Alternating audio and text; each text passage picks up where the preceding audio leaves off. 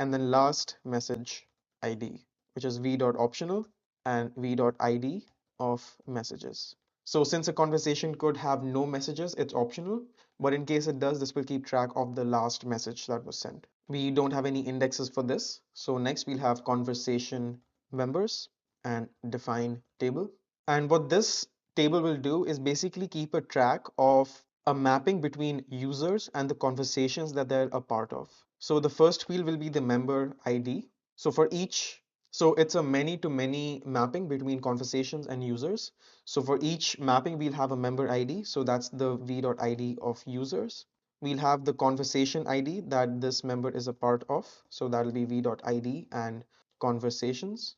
And then we will have last seen message, because each user for each conversation, they will have the message that they've seen last. So that'll be v.optional and again v.id of messages.